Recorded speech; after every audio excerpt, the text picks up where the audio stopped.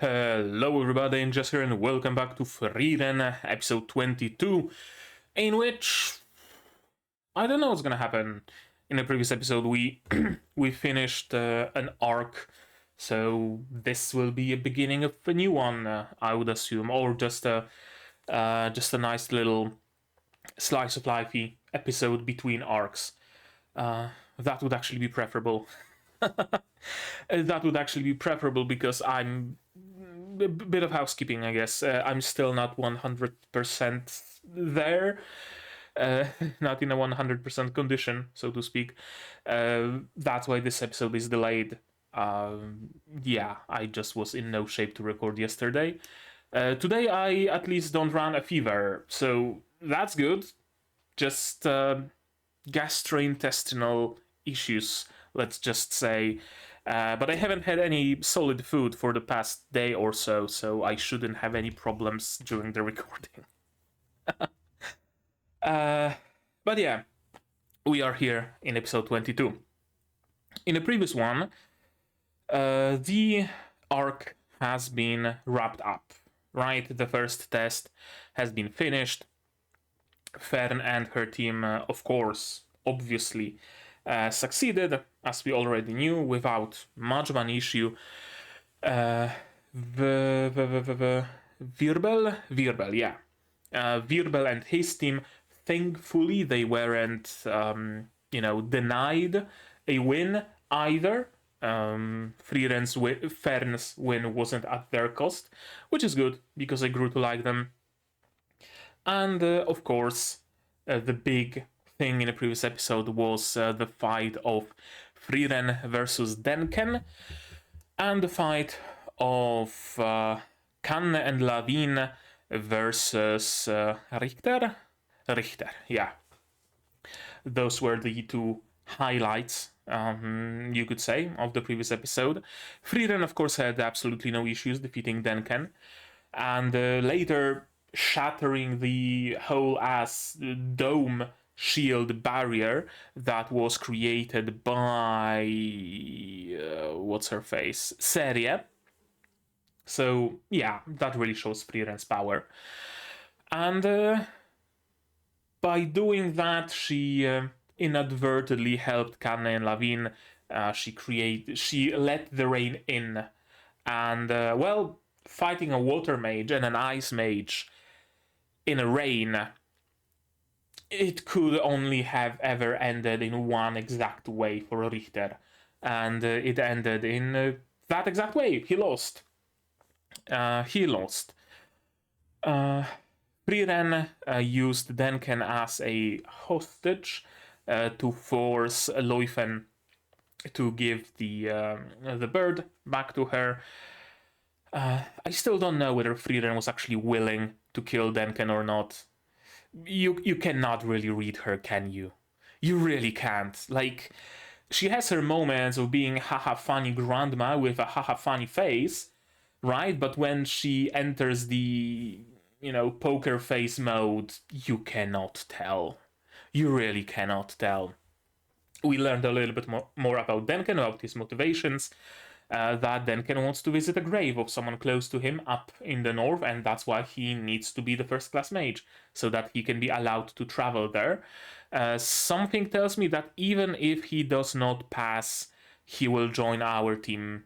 That would be nice. And of course, his team doesn't end up without a bird either.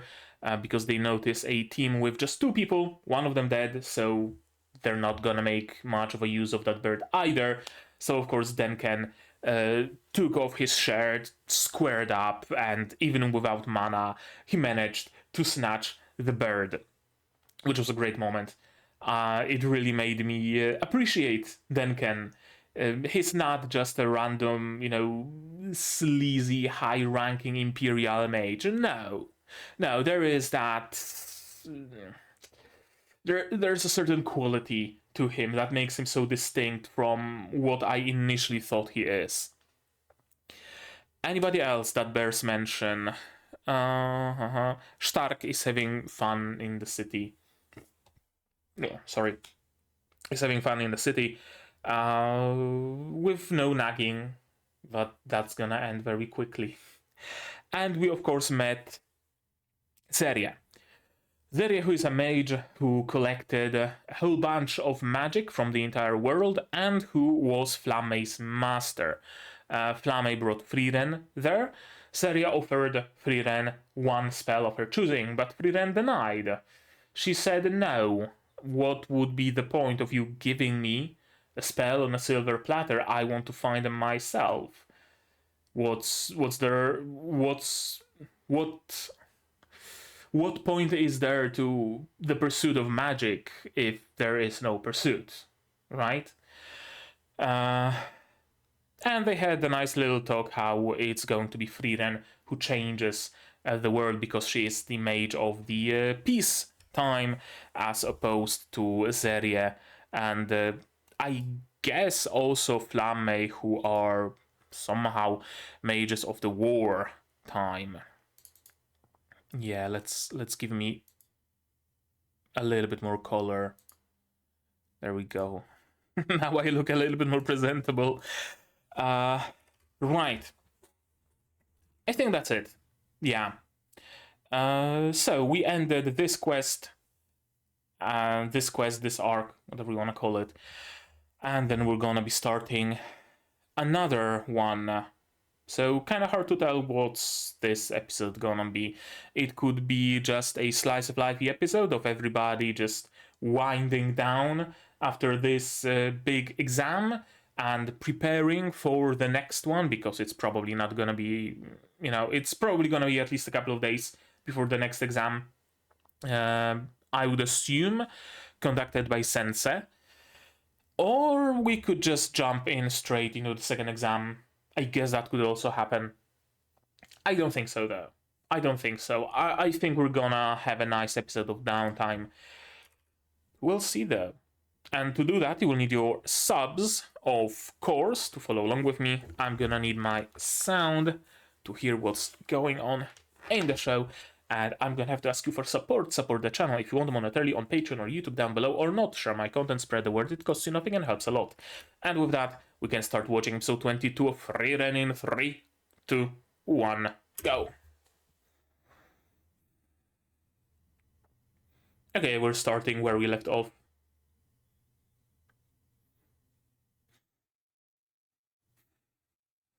Frieren's party, Feren's party, Wirbels, Denkens, and a couple of randos. Okay, 3 days. So we have some time of downtime.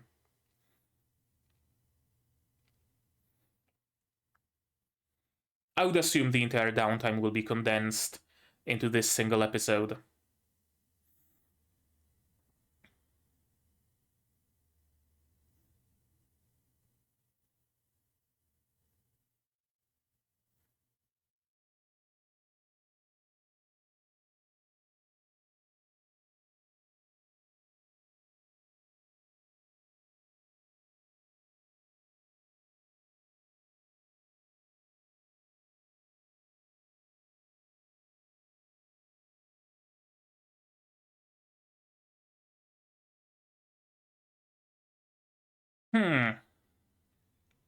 Now that I'm reading the subtitles, the first part of the opening, especially the first part of it before the drop, really reminds me of a certain genre of like 2000s-ish Polish soft rock.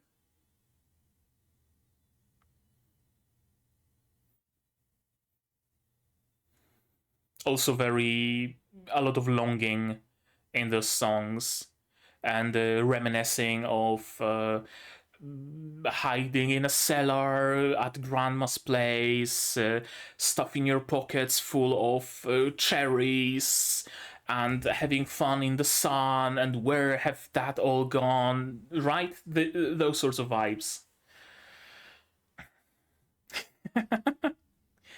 And it ends now. They're back.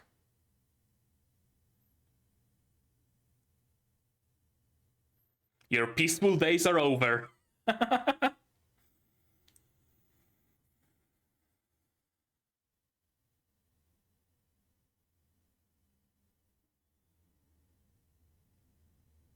Jump scare. Yeah, it ended. It had a set time limit.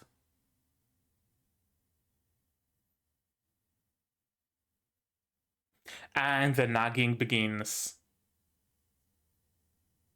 So, a man deserves a break.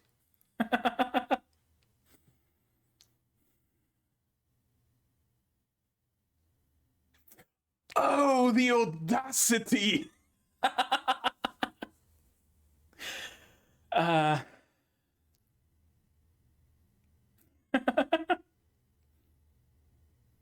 Did she drink juice, though? Because that's the true atrocity here.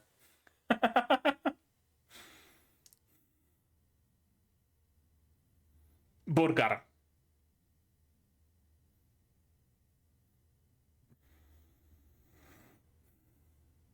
Burger?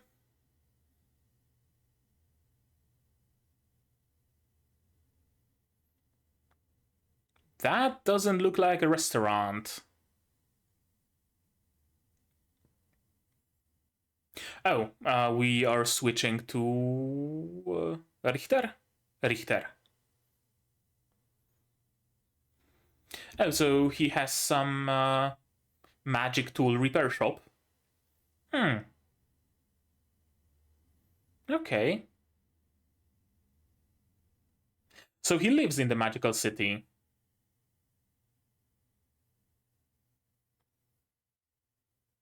Not much for pay, is it?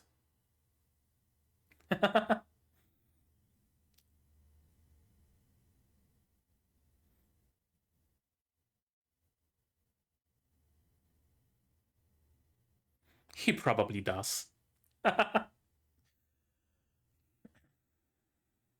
Oh, hello, Duncan.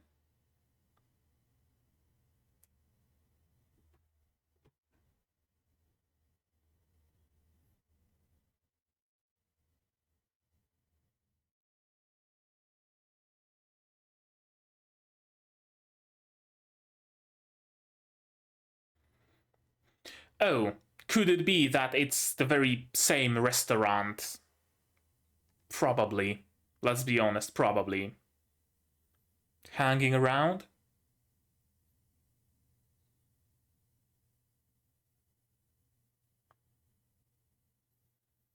Might very well be, honestly. Yeah, the fact that you're not a party doesn't mean you can't be friends.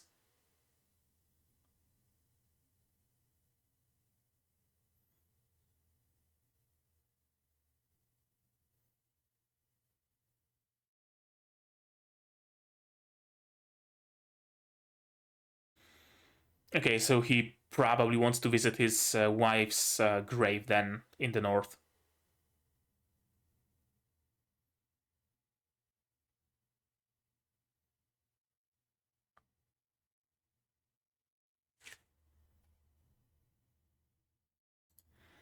Okay, and we see another party.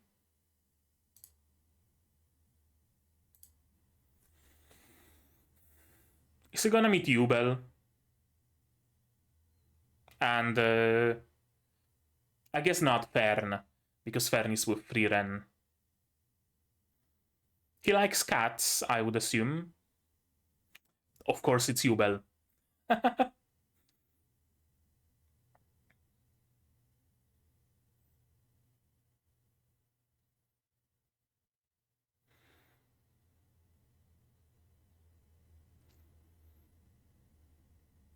My dude, a yandere is zeroed out on you. Zeroed in on you.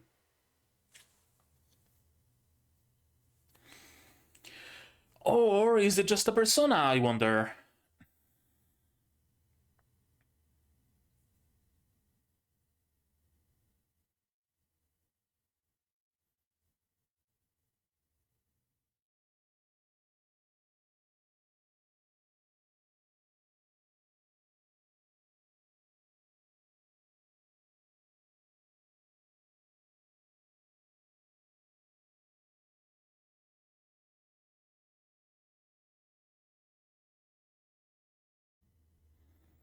Yeah, so not quite as cold-blooded as we were led to believe. Oh, she stole Wirbel's move? Okay. Okay.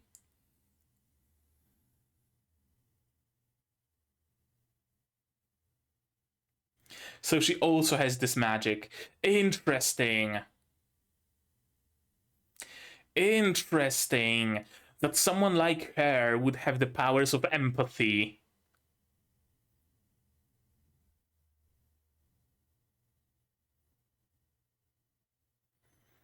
Hmm.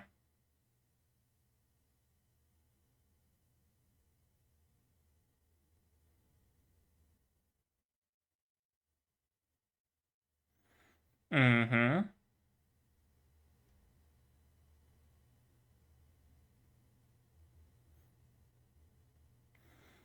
You probably only cast spells that you thoroughly analyzed.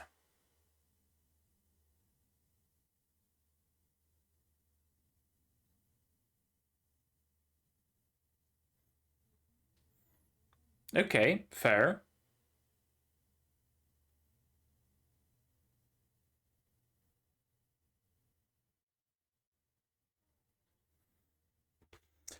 She really wants the clone power, doesn't she?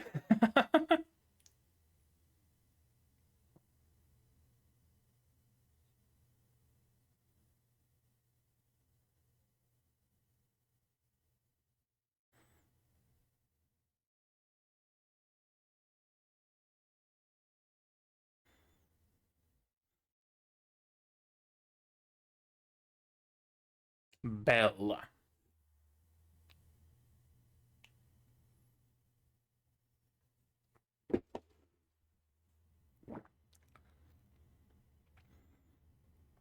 Lo and behold, Frieren.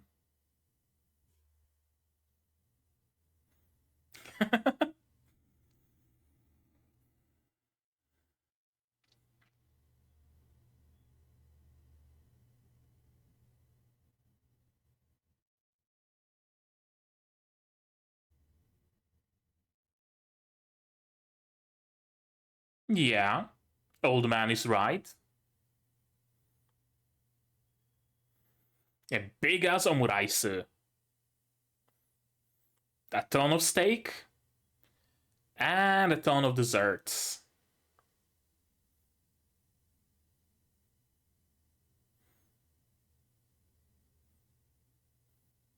She has high metabolism.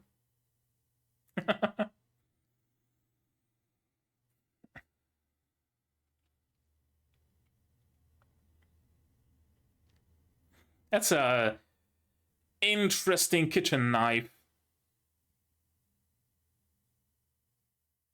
Oh, and Himmel also has omurice.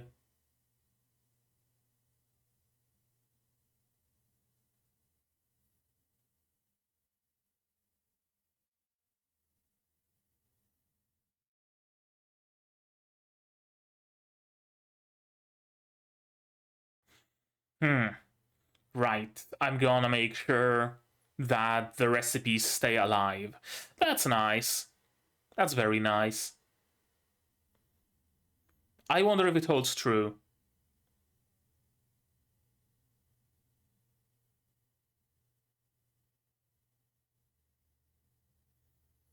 Also fair.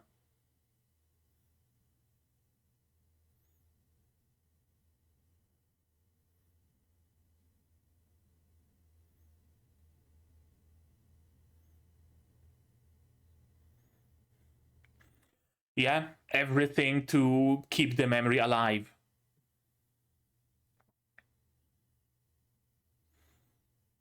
I will turn myself into an undead so that I can cook for all eternity.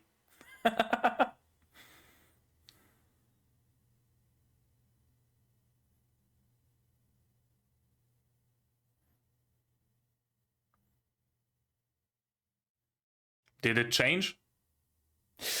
Ah, shit.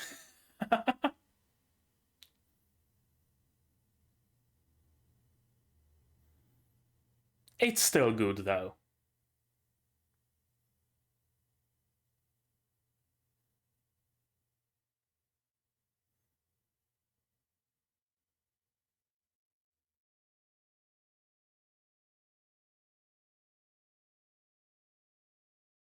And she also has omuraisu. And, of course, they ended up here as well.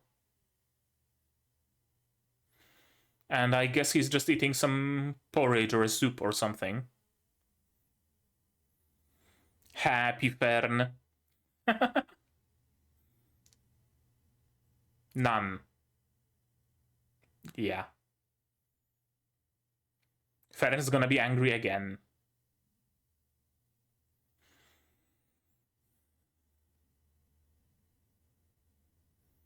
Stark getting lessons from a rando? Okay. Who is that man?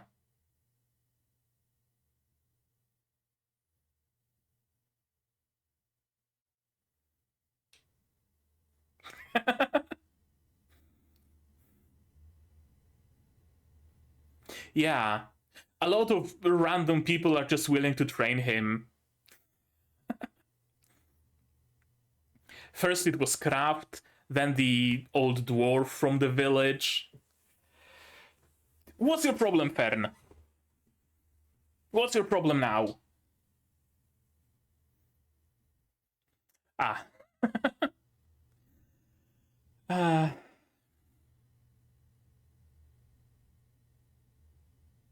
yes, very much so.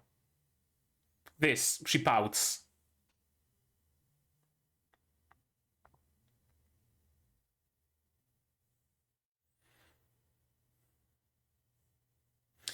Yeah, alas. Of course he's scared. Alas, Zine is not with them anymore to mediate.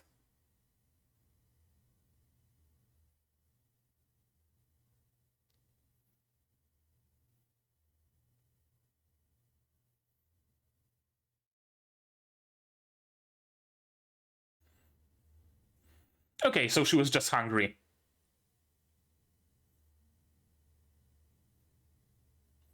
Yes, yes, she is.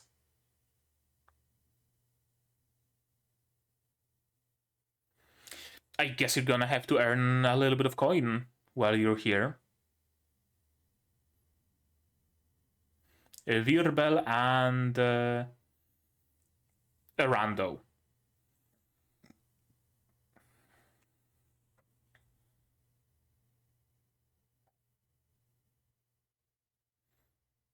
They're looking for someone for their party or something?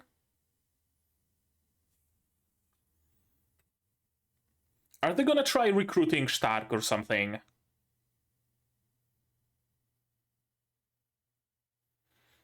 She really dressed up for their little date, didn't she?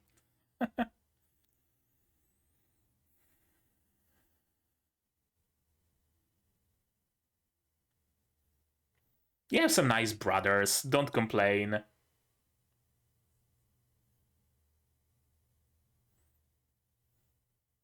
You're going for a date!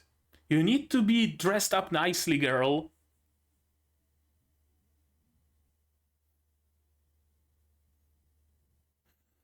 Oh, so I guess that's her motivation for becoming the first class mage. Where's the ring?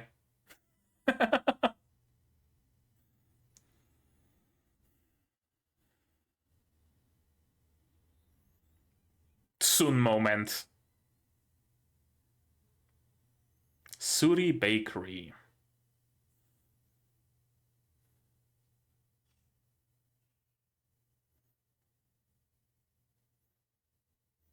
That's some nice various pastries and I guess jams and other preserves.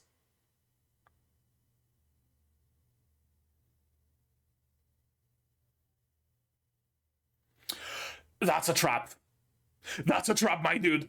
You better pick right. Yes.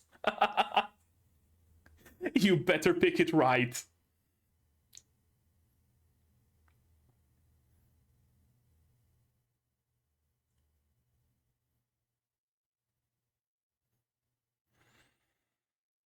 I like how everybody's meeting each other by chance.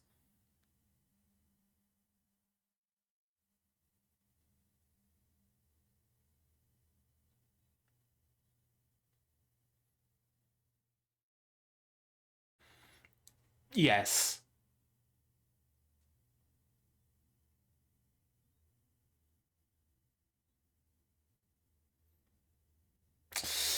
Tough. Oh, thankfully, some men. Are you more comfortable now, Mr. Stark?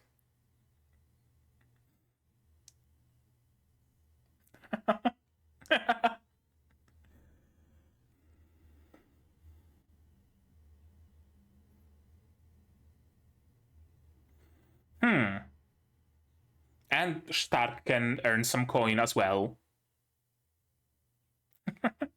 Selling his body again.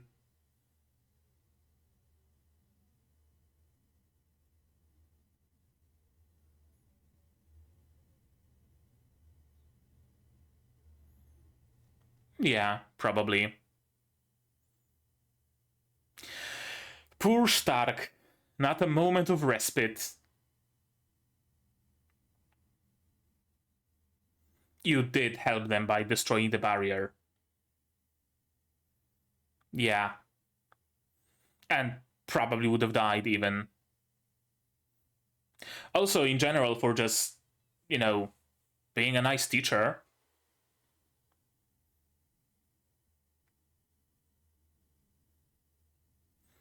Gratitude. Another thing she remembers from the past.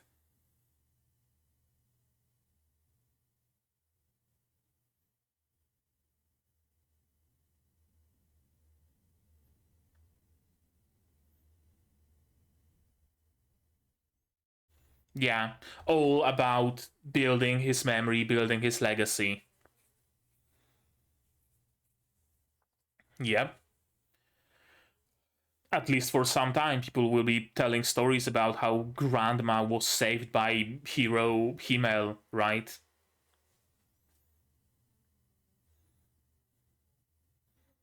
Or even just the fact that the girl will have children one day, and that alone will be a testament to the fact that Himmel saved her.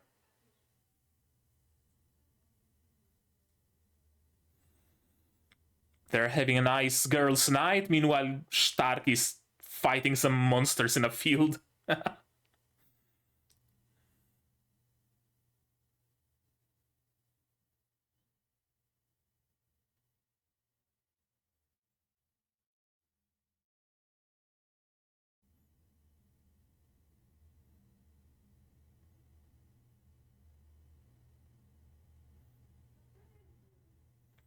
Yeah, she's pouting again.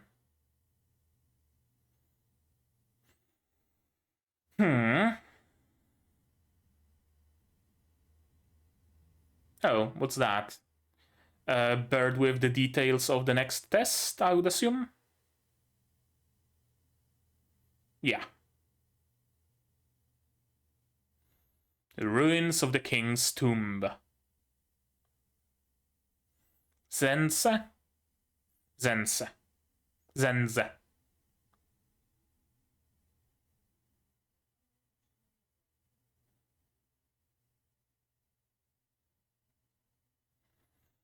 And... well, sounds like a challenge.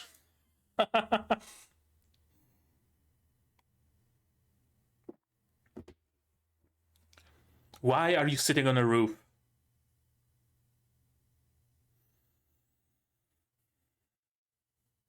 Who are you? I guess it's some of them are just randos from the first test. Why?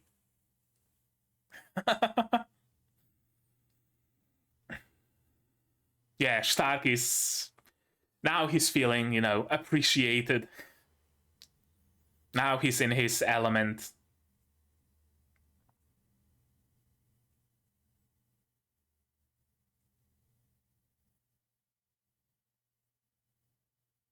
Meaning? it's going to be a PvE quest rather than a PvPvE.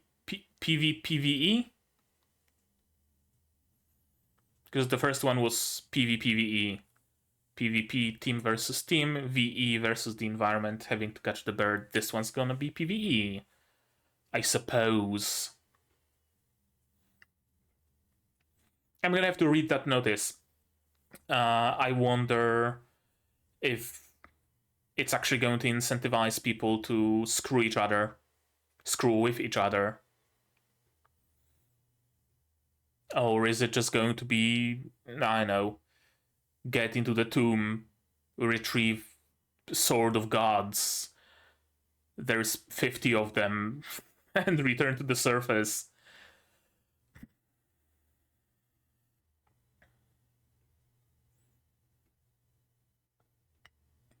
We'll see.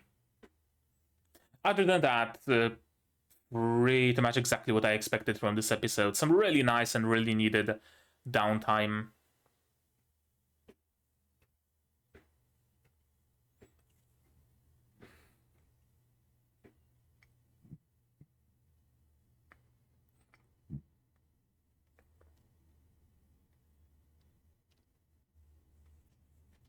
Sorry. I'm good. Mimic! Oh no! Frieren's nemesis. You will be raiding a dungeon. Exactly as predicted. Okay, let's watch it again. Yeah, who do we have here? Methode, Ton, and Lange. Methode would be, I don't know German. Method, Lange, language, and Ton, sound? I have no clue, man.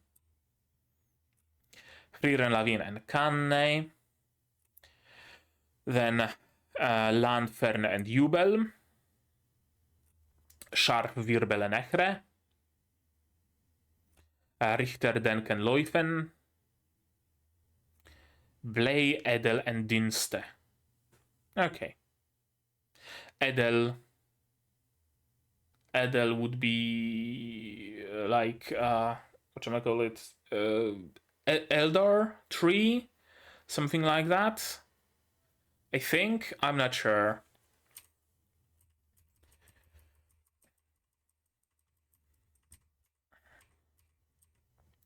Yeah, your peaceful days are over, Stark.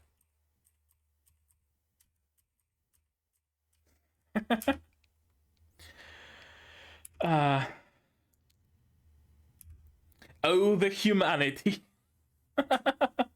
I drank juice in the middle of the night. You villain.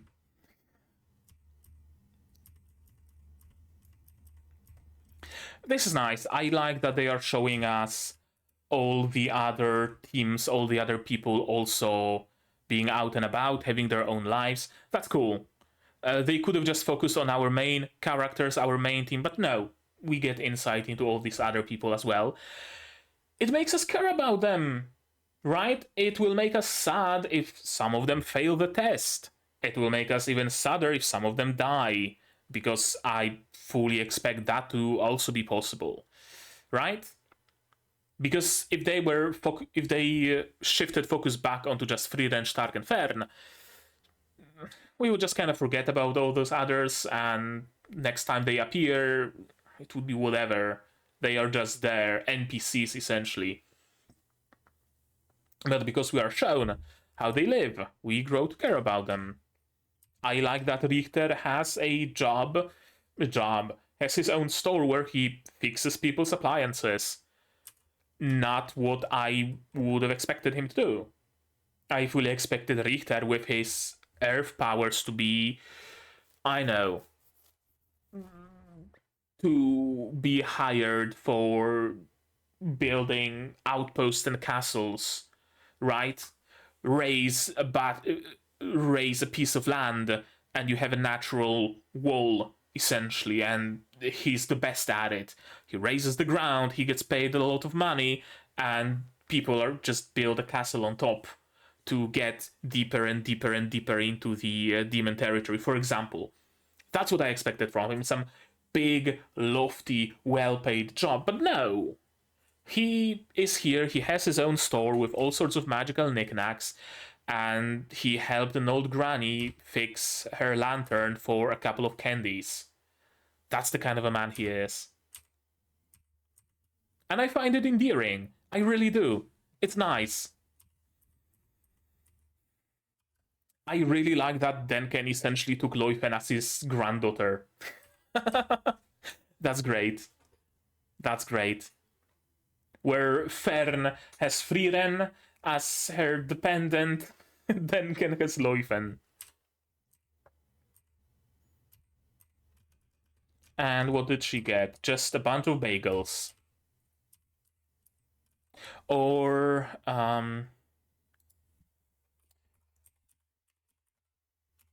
does it translate to English?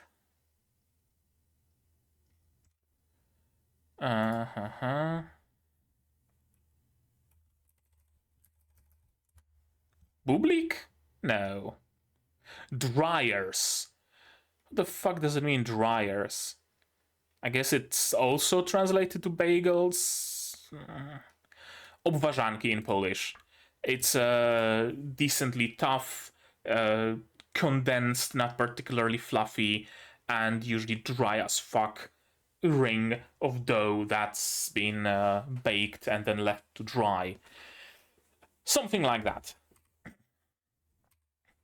We are no longer a party, maybe, but doesn't mean we can't be friends or just acquaintances. Denken is high-ranking mage. He knows people in high places. It wouldn't hurt you to, you know, ingratiate yourself to Denken. It really wouldn't. But yeah, but doesn't seem like Richter cares much about it. He has his shop. He's fine with this job. Why does he want to be a first-class mage, though? Right? If he is just perfectly fine running his own shop, fixing lanterns and selling pots and pans, why is he aiming so high? That's a very good question. What's his motivation? That's actually... that's actually a very interesting topic. We don't know the motivations of many of those people. And usually, I can't say that I would care. Generally speaking, when there is some sort of a tournament arc, I guess you could call it a tournament arc by Frieren standards, you don't particularly care about the other participants, right? The main character has a motivation. They want to win the tournament to get a magical thingamagic to save their sister. Or whatever, right? And that's the only motivation you care about. The rest, they usually don't have any. And I guess I just kind of get used to the concept of motivations of people, of other people, of competitors in a tournament arc don't matter. Because those people are there just for the main characters to win with them, to win against them. But no, the motivations matter. We know Denken's motivation, and it's a very good motivation. We know Frieren and Fern's motivations as well. Do we know anybody else's? I guess Lavigne wants to wants to free herself, quote unquote, from her brother's overbearing influence, right? Her brothers are better than her, quote unquote, and she wants to show that she's just as good, if not better. So she's going to become the first class mage. The other people we don't really have much detail about. Like, we don't know. Okay, first and foremost, we don't know what Jubel's motivation is, for example. We don't know what Kane's motivation is, besides maybe being able to, I don't know, think that maybe she's there because Lavigne is there and she wants to help her friend. I don't know, just following Lavigne. We don't know what the motivations are of Land. Why is he doing it? We don't know anything about Biel. Virbel, we don't know why, what motivates him either. Who else is there? Falsch, Lange. Right? Most of those people we just plain don't know. Richter is a very interesting case. Because what we see about him, about the other characters, we don't see anything that would point at their motivation. When it comes to Richter, though, we see something that would point contrary to his motivation. Right? Why does he want to become a first-class mage if this life seemingly satisfies him? I don't know. Denken, again, has a very good motivation, very clear, very real, very empathetic, easy to empathize with. The rest, we just don't know her motivations, and when it comes to Richter, it's a counter-motivation, I guess you could even say. I guess he likes cats. And yeah, unfortunately you were zeroed in on by... Yubel noticed you. And she's not gonna let go easily. This is interesting. Very interesting. It made me want to put off the killing blow too. And initially I was under the impression that she maybe copied the spell from Virbel. Then I figured that because she and Virbel are not so different, you and I, she also happens to have this spell because just like Virbel has it because it works with his sensibilities and morality, Yubel also has it because it also works with her sensibilities. But then I learned that she can use spells of people she can empathize with. Which is very interesting because Yubel really comes through as a sociopath at best, psychopath at worst. She willingly... whatchamacallit? Fuck, I'm missing the word. She, like, willingly drew the bandits toward herself by pretending to be alone and helpless and whatnot, and, you know, started the fight just so that she can kill them, essentially. And yet we learned that her power is empathy. Something that, by all accounts, she shouldn't have. Interesting. What is the real Yubel? And if this is the real her, how come she can empathize with people and yet be so completely merciless and cold-blooded? Or is that mercilessness just a facade? I don't know. What are her motivations for becoming a first-class mage? That's also a very good question, isn't it? And I guess she aims for land because she wants his clones. Kagebushin no Jutsu. The type of mage who casts spells without understanding the principles behind them. You use magic by feel. What goes through that head of yours? What kind of life have you led? This is also very interesting to me. Depending on the kind of life you led, you get different powers. Reminds me of Madoka, I guess. The powers you get are based on the wish you made. So if you were in a burning building and you wanted to stop the fire, then you would get water-based powers, for example. Here, your magic is a reflection of the life you led. A reflection of the person you are. But also magic beyond that can be learned. Interesting, like, duality to the magic. Some of it is maybe not entirely inborn, right? You still have to train the magic you are born with to be able to utilize it properly. Or the magic that you have more, propensity? Something like that. You are more inclined towards, right? It might not be necessarily that you are just born with fireball magic, but rather you were put in such situations in your life that would have made fire really useful to you. So eventually, you're drawn towards fire magic, and it's easier for you to work with it. Something like that. I really enjoy the magic system in Frieren. It's both hard and soft. It takes like the best parts of the hard magic system, where spells are, so to speak, preset, and the best parts of the soft magic system, where you don't necessarily have to worry about mana or how perfect your chant is or stuff like that, right? It takes away all of those sciencey technicalities, kind of also relegating them to the background, because we know that magic is a science in this world. Spells are being researched actively. Demonic spells are being disassembled into pieces and modified to serve humanity, for example. But all of that is in the background, right?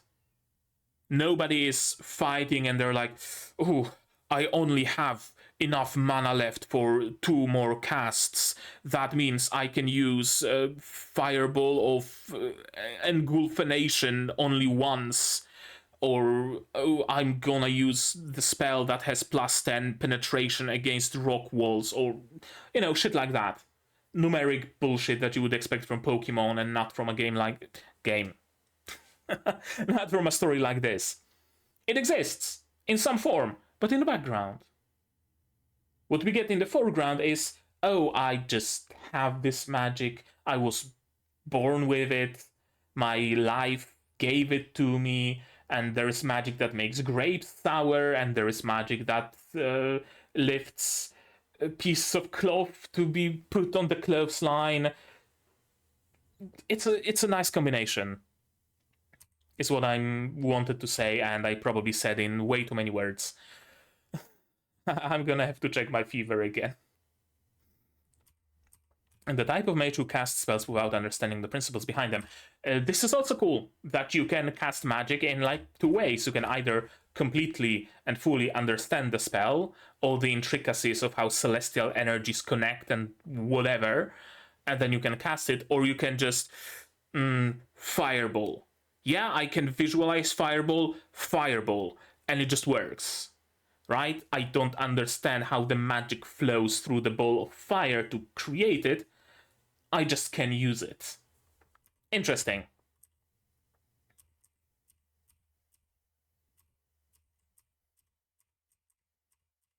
And yeah, everybody arrives at the Bell restaurant. Omuraisu with additional egg and broccoli, a load of steak, and what do we have here? Some sort of cake, sponge cake with whipped cream and kiwis or grapes or something like that. Pancakes with butter and maple syrup, or whatever their equivalent of maple syrup is. And a parfait with a pudding on top. And slices of melon. That's a lot of sugar, my girl. You're gonna go into a diabetic coma.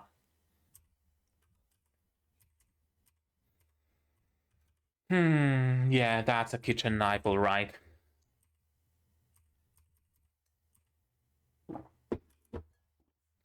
So restaurant's flavors will live on for future generations. They'll still be around 100 or even 200 years from now. Not that easy to achieve. Not that easy to achieve. Not for the lack of trying, not even. But also because just food and technology changes. Right? You get a new stove because old stoves are just no longer convenient. You get a magic stove and it can heat up the pan a little quicker and a little more evenly. And that alone changes how the food comes out, right?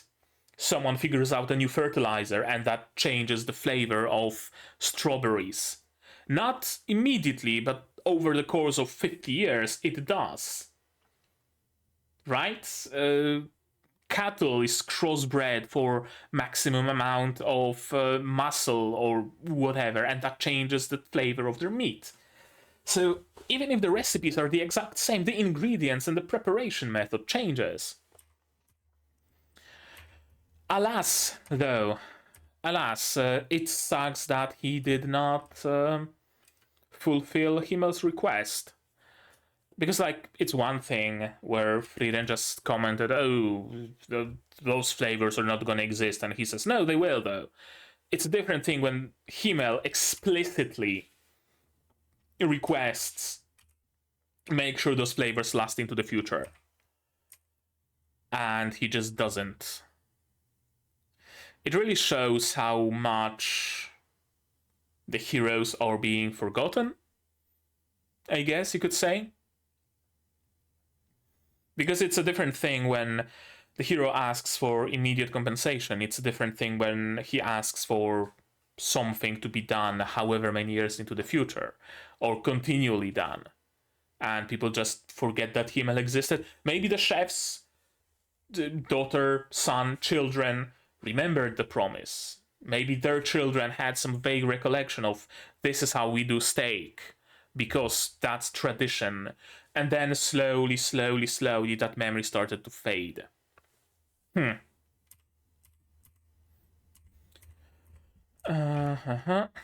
the flavors have changed. But for the better.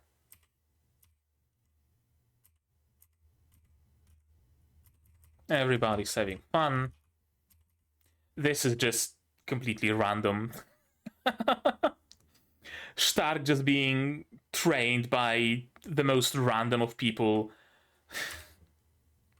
You've arrived at the essence of martial arts, there's nothing left for me to teach you.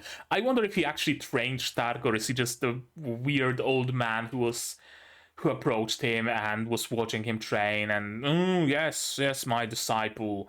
Meanwhile, Stark has his earphones in, doesn't hear anything, and does his own thing. Yeah, I know. Frieren is pouting again, and she just wants snacks. I like how all the stories in this episode intertwine. It's cool. I like it. I like that we're not just like focusing on one group and that's that, but they meet each other, they intertwine, their roads cross, their paths cross. Wirbel needs a frontliner. Lavigne dressed up nicely for her girlfriend. Neither of them know that they're each other's girlfriends yet, but they will learn it in time. No worry.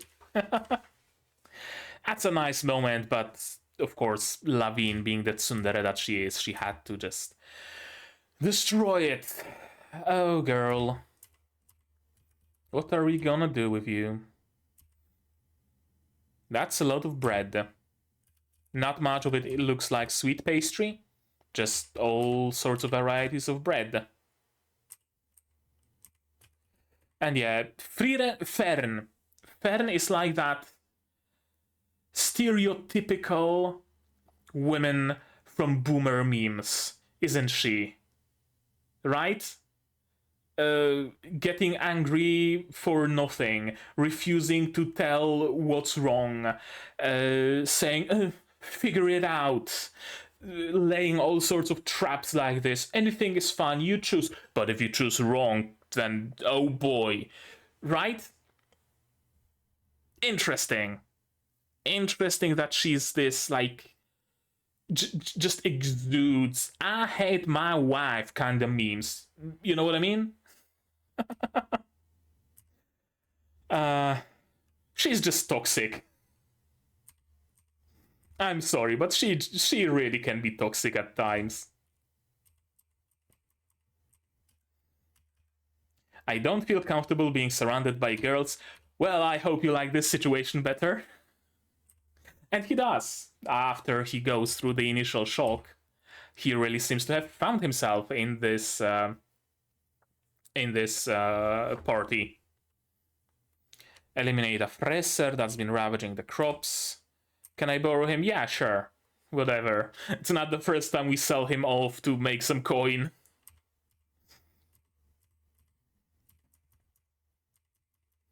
Gratitude and keeping up the memory. Again, Himmel really seems to be focused on keeping the memory alive of the heroes, not just by statues but also by deeds. He's not the sort of self-absorbed hero who raises his statues everywhere and that's all he does. Because he also raises the statues of himself everywhere he goes, absolutely. But he also wants to keep the memory alive by less tangible means. Saving someone and allowing them to continue their bloodline, that's a sign of a job well done. That's memory left behind. Saving some village from destruction, right? Things like that.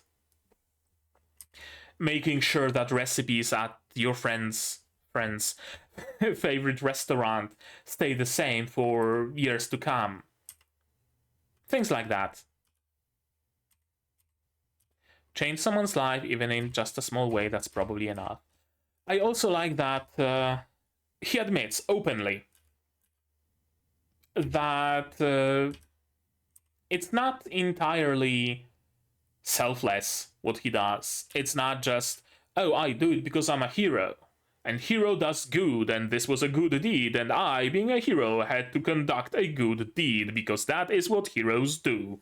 They do good. No, he admits that, yeah, I also kinda do it for myself. Like, sure, it was a good deed, and that's perfectly well, I'm a hero after all, but she's gonna remember that, and maybe her children are gonna remember that. Maybe they're gonna erect a statue to my memory, and I would like that as well. I also want to spread my name, spread my image, keep the memory alive. I like it.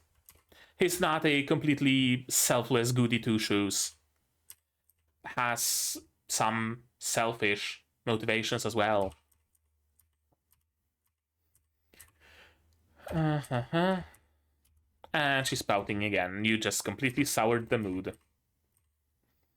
Okay, Continental Magic Association, notification of the second examination for the first class mage, location ruins of the king's tomb, date and time 3 days later, examiner in charge, Zenze. And Zenze failed everyone. Denken gets the message, Richter gets the message, Leuven gets the message, everybody gets the message. Why did you catch this bird like that? Are you gonna bake it? Are you gonna eat it? Is that it? Meanwhile, Stark found some new companions who appreciate him, who allow him to eat as much meat as he can. Even they would, I'm willing to bet that Wirbel would even allow Stark to drink juice at midnight. I'm willing to bet he's this much of a bro.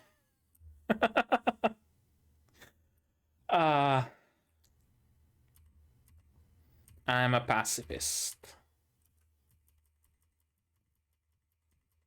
And then we get the last text.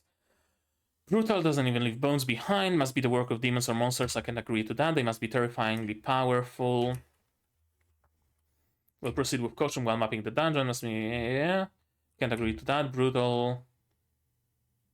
It's a mimic. I wasn't expecting to encounter this here. It's a gargoyle.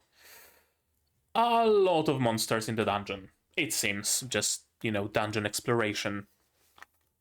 In a nutshell. So. Very good episode. I enjoyed myself thoroughly. I'm really glad that we got this episode of Downtime, an episode of just slice of life mostly. One, it was needed after all the excitement of previous episode, right? The high stakes. It's a nice, excitement goes up, then it goes down, and we can release some stress in this episode. But also another purpose of it was to make us feel a little bit closer to all the side characters. Again, as I said, it wasn't focused on just Frieren, Stark, and Fern, although it could have been.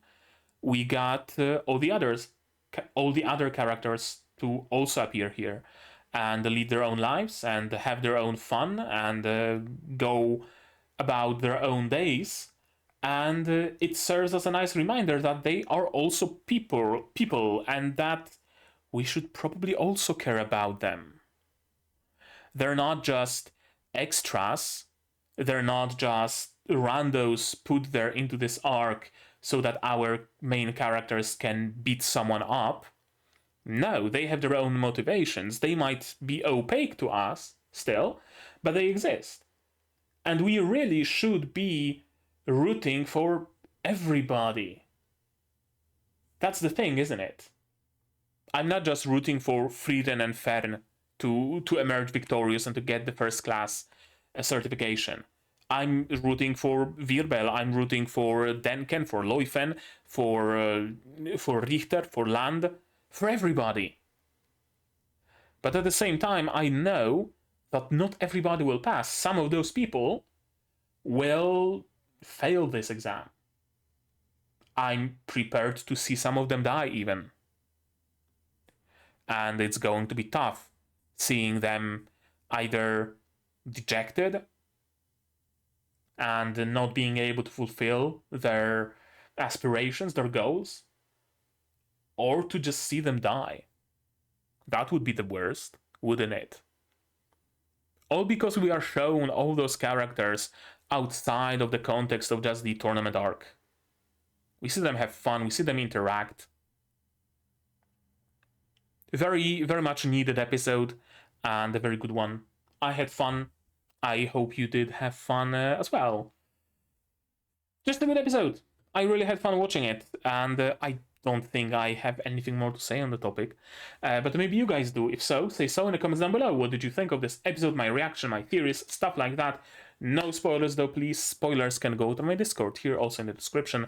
Like this video if you did, subscribe to be notified of future releases, not only Frieren but also Mage Record, Shangri-La Frontier, Majo Toyaju, Metallic Rouge, plenty others coming in the future. Click the bell to be notified of when I go live, because I do go live sometimes. Support the channel if you want monetarily on Patreon or YouTube down below, or not. Share my content, spread the word, it costs you nothing and it helps a lot. On Patreon in particular, for $10 a month, you get early access to non-seasonal shows like Mage Record, and for just $1 you get a role on the Discord and a place in the credits. And on YouTube you can just support me directly via membership, super thanks, super chats, without any third parties. And with all of that out of the way, that's gonna be it from me for today. So as always, you guys do all the good stuff, and I'm gonna see you in the next one. Cheers! And here's my wonderful Patreons: QB, Without an Ethical Survivor, Zayren, Dr. Watt, Akamasar, Marsh, UK Life Hassel, and Hans Peter, and you can join them without having to incur Feren's wrath.